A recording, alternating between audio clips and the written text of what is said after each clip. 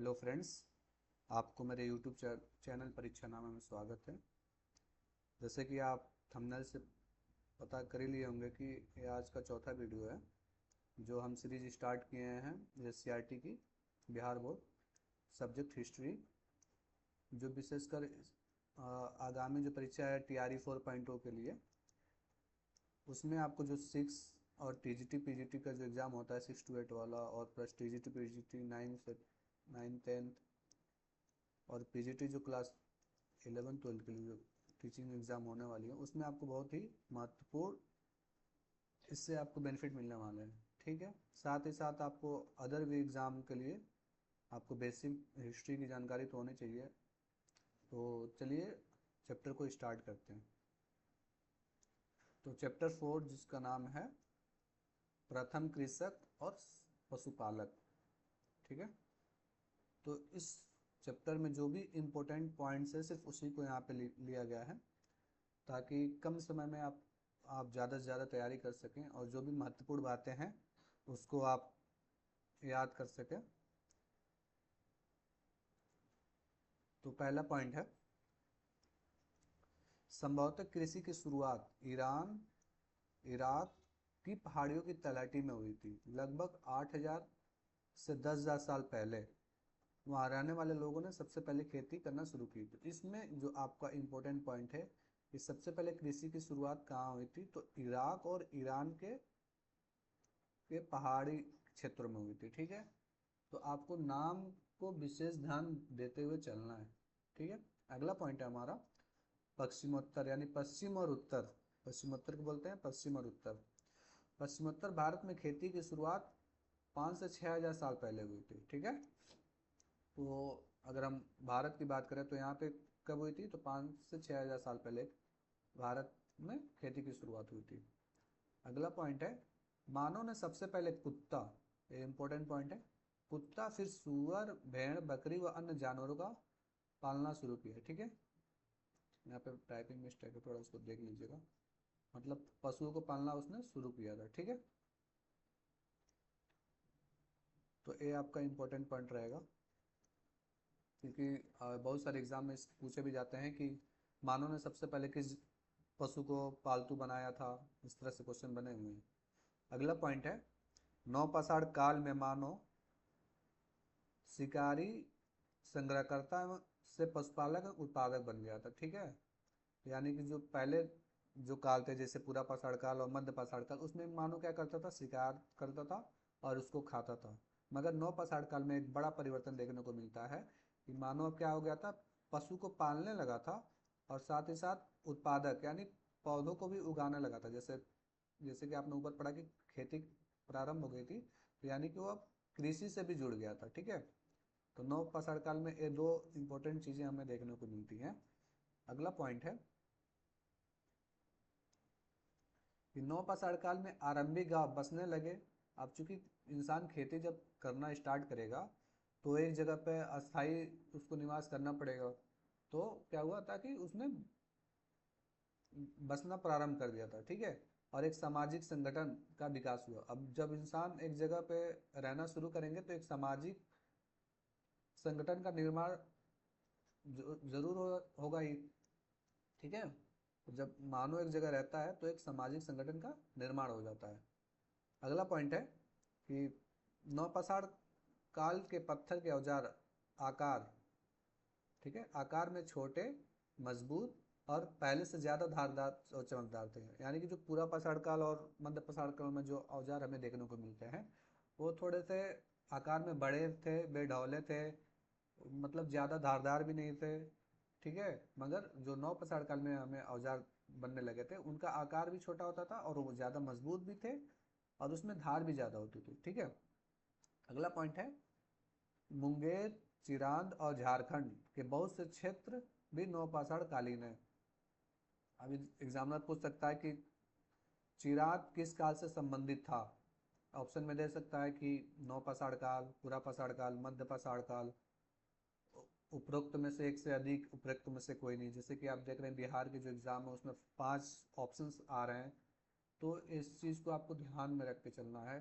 तो जो चिरांद, मुंगेर और झारखंड के कुछ क्षेत्र थे वो किस काल से संबंधित थे? तो नौपसड़ काल से संबंधित थे। अगला ये काफी इंपॉर्टेंट है, मेहरगढ़। मेहरगढ़ जो था, यहाँ से सबसे पहले गेहूं और जौ की बात हो रही है, चावल की बात नहीं हो रही यहाँ पे। तो गेहूं और जौ उगाने और पशु पालने के साक्ष्य मिले हैं, ठीक है। यहाँ 7 स्तर प्राप्त हुए हैं। पहला जो 3 स्तर है वो नौपसाड़ काल का है, ठीक है। आयताकार एवं चौकोर घरों के साक्ष्य मिले, यानी कि जो यहाँ पे घर बने थे मेहरगढ़ में, वो क्या थे? आयताकार थे, ठीक है, और चौकोर थे, ठीक है। चौकोर ऐसे बोल सकते हैं। और जो यहाँ पे क्या होता था, मृतक जो होते थे उनको दफनाया जाता था, ठीक है। यहाँ पे दफनाने के साक्ष्य मिले हैं। यानी मेहरगढ़ में जो सबसे पहले खेती हुई थी गेहूं और जौ की हुई थी, और यहाँ पे 7 स्तर प्राप्त हुए। 7 स्तर मतलब जो उत्खनन होता है तो पता लगाया जाता है कि पहले 3 स्तर किस काल से संबंधित है, मतलब किस काल के अवशेष प्राप्त हो रहे हैं, उसके बाद किस काल के अवशेष प्राप्त हो रहे हैं, उसके बाद किस काल के अवशेष प्राप्त हो रहे हैं। तो इस तरह उसके उत्खनन एक हॉरिजॉन्टल और वर्टिकल होता है, क्षैतिज और ऊर्ध्वाधर। तो उसमें से जो प्रथम 3 है वो नौपसड़ काल से संबंधित है, ठीक है। और यहाँ पे मृतकों को क्या किया जाता था? दफनाया जाता था। अगला पॉइंट है हमारा चिरांद का। यह पुरास्थल बिहार के छपरा जिले में, चिरांद का है बिहार में, ठीक है। यहाँ से 3 स्तर मिले हैं और मेहरगढ़ से 7 स्तर मिले, ठीक है। यहाँ के घर गोल थे, ठीक है। एक बात को ध्यान रखना है कि जो अभी हमने पीछे पढ़ा है कि जो मेहरगढ़ में थे वहाँ पे घर कैसे मिले हैं, तो आयताकार और चौकोर मिले हैं। और चिरांद में जो घर मिले हैं वो गोल मिले हैं, ठीक है। ये तो जो डिफरेंस है इसको आपको मतलब रखना एग्जाम में, ऑप्शंस में ये सब चीज़ें डाल दिया जा सकता है जिससे क्वेश्चन गलत हो जाते हैं, ठीक है। ऑप्शन में डाल देगा कि चिरांद के घर आयताकार होते थे और मेहरगढ़ के घर गोलाकार होते थे, तो इसमें आप कंफ्यूज हो सकते हैं। तो इस चीज़ को आप ध्यान रखेंगे क्योंकि शब्दों की बारीकी समझना बहुत ही ज़रूरी है। यहाँ यहाँ घरों में चूल्हे के एक समूह मिले हैं, ठीक है। मतलब जो चिरान में घर बने हैं वहाँ घरों में चूल्हे भी मिले हैं। मिट्टी के बर्तन काफ़ी सुंदर हैं, काले और काले नीले लाल धूसर रंग के हैं, ठीक है।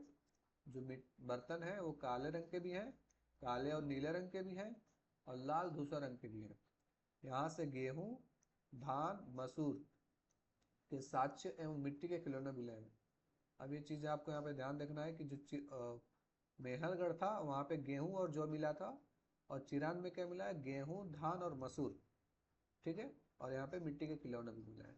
अगला पॉइंट है हमारा, नौपाषाण काल में मानव वस्त्र पहनना शुरू कर दिया था क्योंकि सामाजिक संगठन का विकास यहाँ पे होना शुरू हो गया था। लोग एक जगह अस्थायी जीवन व्यतीत करने लगे थे और खेती पशुपालन भी प्रारंभ हो गया था, तो लोग यहाँ पे वस्त्र पहनना भी शुरू कर दिया था और एक क्या करता था, अस्थाई जीवन भी व्यतीत करने लगे थे, ठीक है।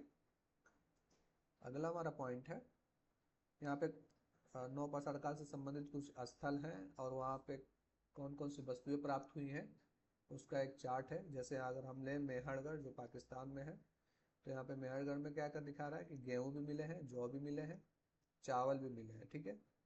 भेड़, बकरी, जानवर के खुर के निशान, ठीक है, ये मिला है। कोलडीवा उत्तर प्रदेश में है, यहाँ से क्या मिला है? चावल मिला है और जानवर की हड्डियाँ मिला है। बुरजोम क्या है? कश्मीर में एक स्थान है जहाँ से क्या मिला है? गेहूं, दलहन, कुत्ता, भेड़ और बकरी के साक्ष्य मिले हैं। चिराग जो बिहार है, बिहार में है, वहाँ से क्या मिला है? गेहूं मिला है, चना मिला है और जौ मिला है, ठीक है। अगला पॉइंट है हमारा पयामपल्ली, ये आंध्र प्रदेश में है। यहाँ से काला चना, ज्वार बाजरा और भेड़ और सुअर के साक्ष्य प्राप्त हुए हैं, ठीक है। तो ये इम्पोर्टेंट पॉइंट है, आप इसको ध्यान में रख सकते हैं। चूंकि चैप्टर ज़्यादा बड़ा नहीं था, इसमें बहुत ही कम इम्पोर्टेंट पॉइंट थे, मगर जो भी हैं वो एग्ज़ाम पॉइंट ऑफ व्यू से काफ़ी महत्वपूर्ण है। तो आज के लिए इतना ही। अगर आपको वीडियो पसंद आया तो ज़रूर इसको लाइक करें, कमेंट करें और अपने दोस्तों के साथ शेयर करें, और मेरे यूट्यूब चैनल को ज़रूर सब्सक्राइब करें। मिलते हैं नेक्स्ट वीडियो में। धन्यवाद।